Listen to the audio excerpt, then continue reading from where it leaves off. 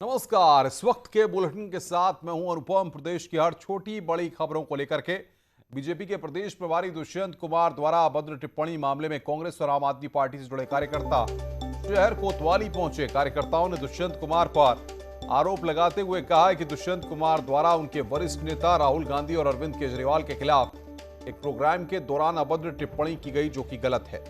कार्यकर्ताओं का साफ कहना है कि दुष्यंत कुमार द्वारा की गई टिप्पणी का संज्ञान लेते हुए जल्द से जल्द पुलिस को मामले में मुकदमा दर्ज कर दोषियों के खिलाफ कार्रवाई करनी चाहिए। वहीं पुलिस अब मामले की जांच पड़ताल में जुट गई है।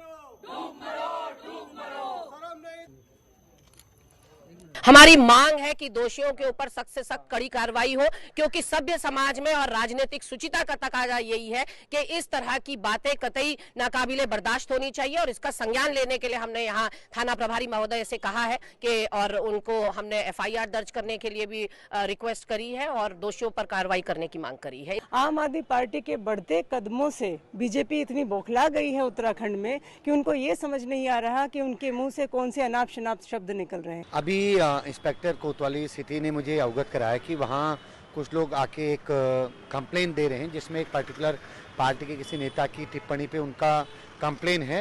तो हमने कंप्लेन ले ली है, उसमें जो विधि कार्रवाई जो हम जांच के बाद जो फैक्ट आएंगे उसके अनुसार आगे की कार्रवाई होगी। बीजेपी प्रदेश प्रभारी दुष्यंत गौतम के राहुल गांधी को लेकर दिए गए बयान पर कांग्रेस आज प्रदेश भर में विरोध प्रदर्शन कर रही है। देहरादून में महानगर कांग्रेस ने दुष्यंत गौतम का पुतला जलाकर विरोध जताया।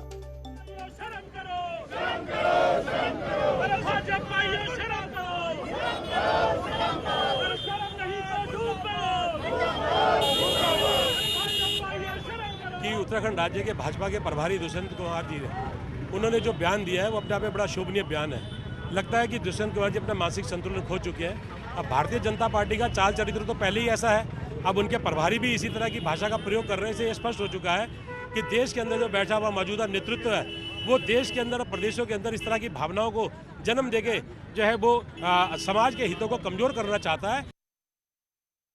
दुष्यंत गौतम के बयान पर सियासी बवाल मचा हुआ है। वहीं गौतम अब भी अपने बयान पर कायम है। हालांकि कांग्रेस का कहना है कि दुष्यंत गौतम का यह बयान घृणित मानसिकता वाला बयान है।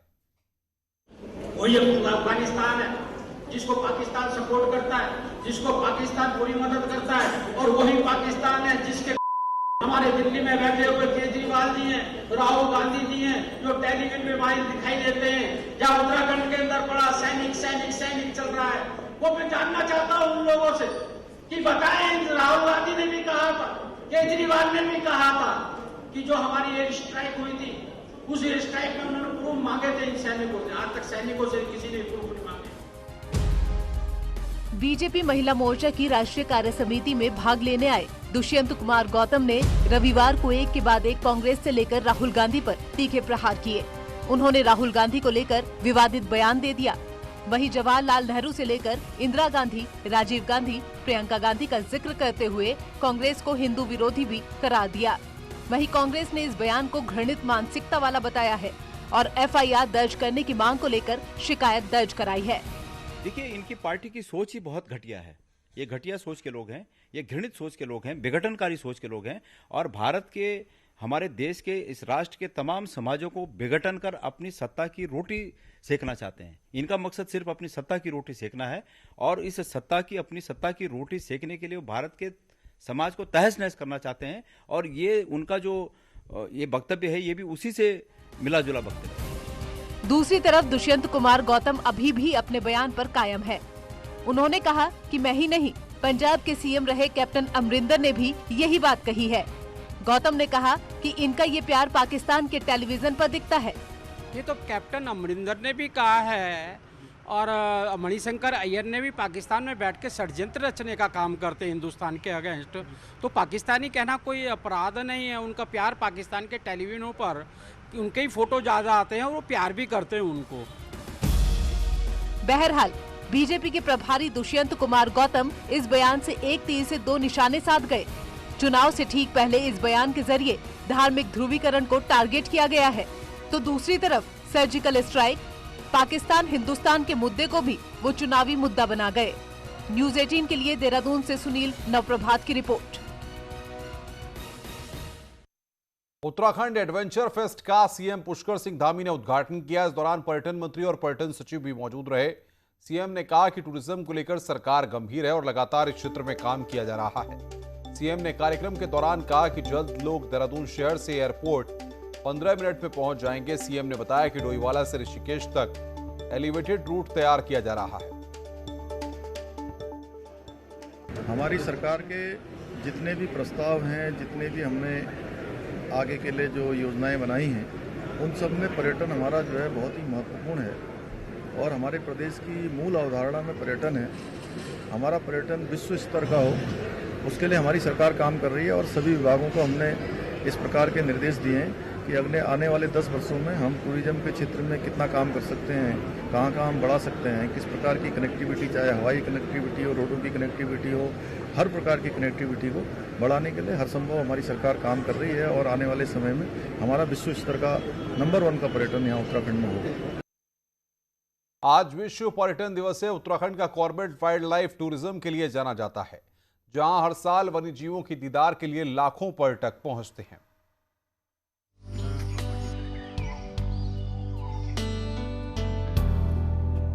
कॉर्बेट टाइगर रिजर्व पर्यटकों की पहली पसंद बना हुआ है। यहाँ का प्राकृतिक सौंदर्य पर्यटकों को खूब भाता है।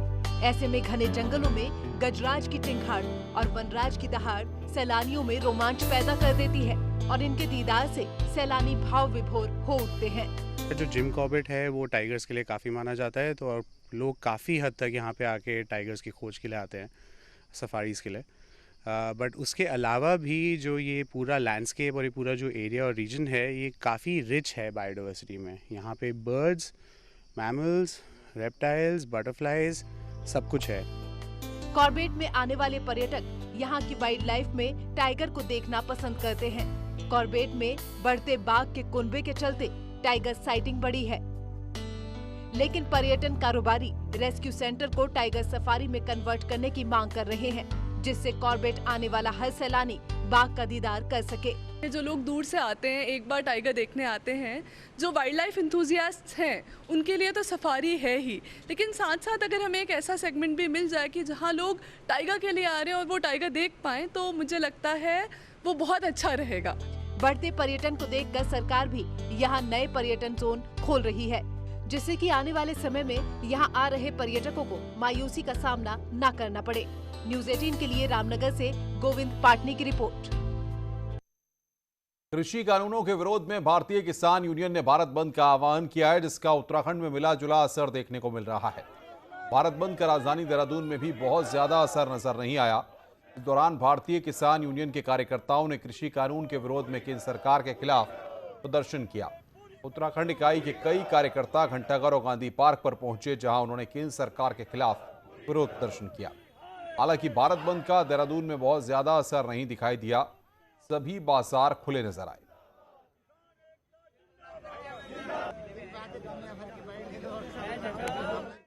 किसान संगठनों के भारत बंद के आह्वान का असर हरिद्वार में भी देखने को नहीं मिला है। यहां बाजार बंद कराने के लिए किसानों ने ट्रैक्टर रैली भी निकालनी चाहिए। इस दौरान दिनारपुर गुरुद्वारे से निकाली किसानों की यात्रा को पुलिस प्रशासन ने सराय में रोक लिया। प्रशासन के रोकने पर सैकड़ों की संख्या में यात्रा में शामिल हुए किसानों ने वहीं पर बैठकर धरना दिया और जमकर नारेबाजी की। आज जो संयुक्त किसान मोर्चा के आह्वान पर पूरे भारत बंद की कॉल करी गई थी, उसी क्रम में आज पूरे हरिद्वार में जगह जगह, लक्सर में, मंगलौर में, नारसण, भगवानपुर, तमाम जगह आज ये विरोध प्रदर्शन हो रहा है भारत बंद का। तो हमारा ये था कि हम शांतिपूर्वक तरीके से यहाँ दिनारपुर गुरुद्वारे से चले अपनी ट्रैक्टर यात्रा लेकर और पूरे हरिद्वार में हमें घुमाकर और टोल प्लाजा बहादुराबाद को इसका समापन करना था। कृषि कानूनों के विरोध में किसानों का आज भारत बंद है। इस दौरान आज अल्मोड़ा में कई संगठनों में विरोध प्रदर्शन किया। पूरे बाजार में लोगों ने जुलूस निकाला और केंद्र सरकार से कानूनों को वापस लेने की मांग की है। प्रदर्शनकारियों ने कहा कि जब किसान कानूनों का विरोध कर रहे हैं तो सरकार उनको क्यों किसानों के ऊपर थोप रही है। संगठनों के विरोध के चलते बाजार में लंबा जाम लगा रहा।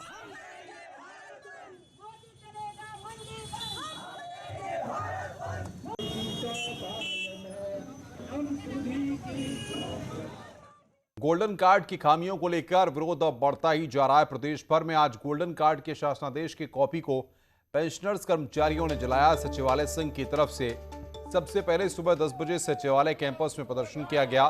फिर दून अस्पताल के चौक पर अधिकारी कार्मिक शिक्षक महासंघ ने कर्मचारियों ने हंगामा किया। प्रदेश के सभी कार्मिक शिक्षक पेंशनर्स गोल्डन कार्ड की खामियों से आक्रोशित हैं। अस्पताल में हेल्थ स्कीम के नाम पर न तो इलाज मिल पा रहा है और न ही आयुष्मान कार्ड धारकों को गोल्डन कार्ड स्कीम से अलग किया गया है। इसको लेकर कर्मचारियों का विरोध बढ़ता ही जा रहा है।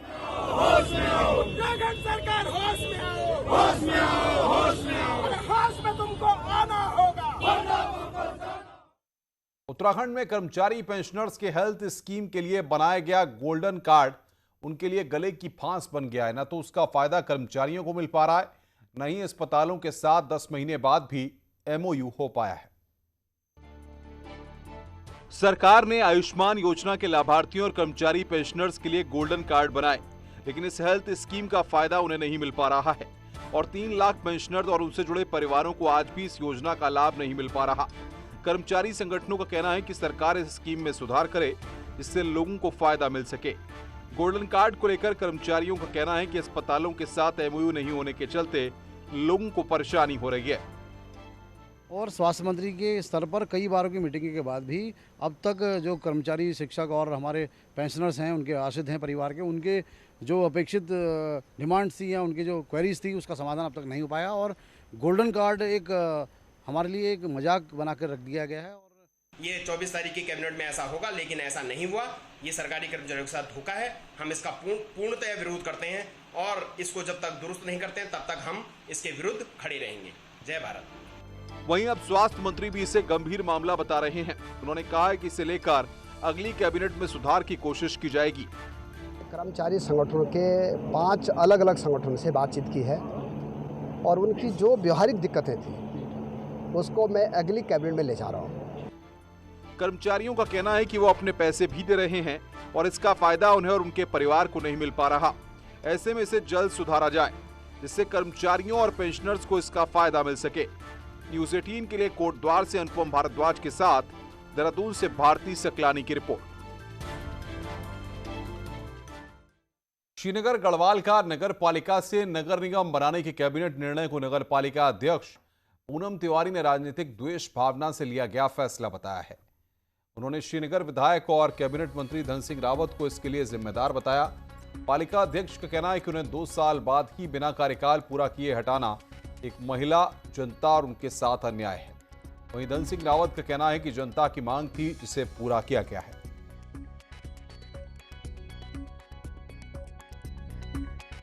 जो ये अभी टाइमिंग है नगर निगम बनाने की, तो मुझे ये लगता है कि ये सिर्फ एक स्थानीय विधायक जी द्वारा, मंत्री जी द्वारा राजनीतिक द्वेष भावना को देखते हुए नगर निगम बनाया जा रहा है। और श्रीनगर की आबादी अब धीरे धीरे लगभग 80 लाख से ज़्यादा होती जा रही है, तो हम लोगों ने इसका विस्तारीकरण करते हुए नगर निगम बनाया है, जो कि यहाँ के लोगों की डिमांड थी। नैनीताल में पालिका सभासदों के इस्तीफे को कमिश्नर कुमाऊं ने सरकार को भेज दिया है। साथ ही जिलाधिकारी को कहा है कि पालिका सभासदों से वार्ता कर उनकी मांगों पर विचार करें। दरअसल नैनीताल पालिका के सभी सभासदों ने एक साथ इस्तीफा दे दिया था। इस दौरान सरकार के अधिकारियों पर काम नहीं करने का भी सभासदों ने आरोप लगाया। सभासदों ने कहा है कि ईओ नैनीताल दुकानों का आवंटन फर्जी तरीके से किया जा रहा है। इससे शहर के अवैध कारोबार भी बढ़ने लगा है। उन्होंने एक प्रत्यावेदन मुझे दिया है, जिसको हमने शासन को भेजा है। इसके अलावा जिलाधिकारी को भी और जो अधिशासी अधिकारी नगर पालिका हैं, दोनों को मैंने बोला है कि वो इनके साथ वार्ता करें, जो जो इनकी कठिनाइयां हैं, समस्याएं हैं, उनका निस्तारण करें। टिहरी डैम की झील के पास खांडखाला में बनाई गई मस्जिद को लेकर विवाद गहराने लगा है। हिंदू संगठनों ने मस्जिद को अवैध करार देते हुए टिहरी डैम की सुरक्षा के मद्देनजर खांडखाला से मस्जिद हटाने की मांग की और मामला अब अल्पसंख्यक आयोग में पहुंच गया है और प्रशासन द्वारा आयोग ने इसमें रिपोर्ट तलब की है। हिंदू संगठन से जुड़े लोगों ने मस्जिद हटाने को लेकर कुछ दिन पहले धरना प्रदर्शन भी किया और कुछ लोगों द्वारा जमीन पर अवैध कब्जा कर मस्जिद बनाई गई है। प्रशासन द्वारा मामले में अल्पसंख्यक आयोग को रिपोर्ट भेज दी गई है और आयोग के निर्देशों का इंतजार किया जा रहा है। ये मस्जिद है, मस्जिद जो है ये तथाकथित मस्जिद है। मस्जिद नाम का कोई स्थान वैसे नहीं है। एक कुछ लोगों के द्वारा एक स्थान पर किया हुआ कब्जा है और कब्जे के रूप में वो नए स्थान पर उसको लेके आने का वो कार्य करना चाहते हैं। केवल एक अतिक्रमण का एक भाव है। खानकाला में पर्यटन विभाग की संपत्ति पे 2-3 अवैध कब्जे पाए गए थे। सभी को नोटिस दिया गया, जिसमें एक का कब्जा रिमूव भी हो गया। उसके अलावा एक मस्जिद है और एक लेबर कैंप भी है, तो उस पर भी कार्रवाई चल रही है, जिसमें मस्जिद के संबंध में अल्पसंख्यक आयोग द्वारा आख्या मांगी गई थी और स्टे दिया गया था, तो आख्या भेज दी गई है समय के अंतर्गत। खबरें और भी हैं, फिलहाल खुले एक ब्रेक के लिए। ब्रेक के बाद जल्द हाजिर होते हैं।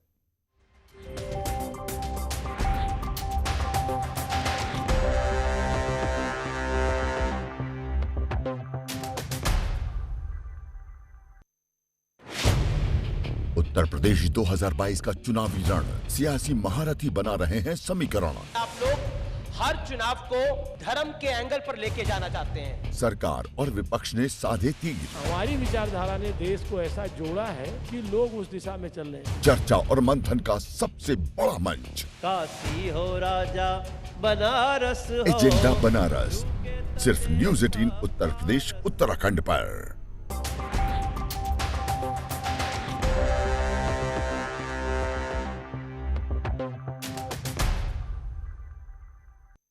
स्वागत है। ब्रेक के बाद नशे के खिलाफ चंपावत पुलिस को बड़ी सफलता मिली है। चंपावत पुलिस ने 2 जगह कार्रवाई कर लगभग 6 किलो चरस बरामद की है। पहली छापेमारी में बनबसा में एक आरोपी को 3 किलो चरस के साथ पकड़ा गया आरोपी नेपाल का रहने वाला है। वहीं दूसरी कार्रवाई में 2 आरोपियों के पास से लगभग 3 किलो चरस बरामद की गई है। ये दोनों आरोपी लोहाघाट के रहने वाले हैं। पुलिस ने सभी तीनों अभियुक्तों को जेल भेज दिया है।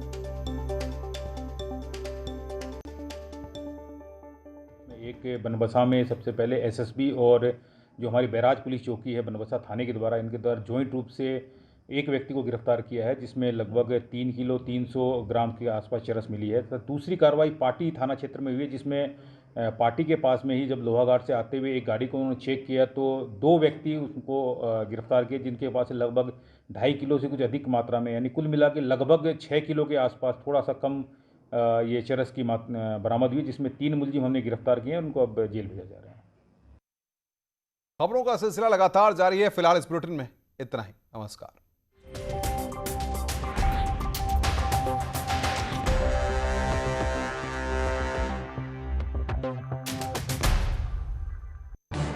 इस न्यूज हेडलाइंस के प्रायोजक पेट्स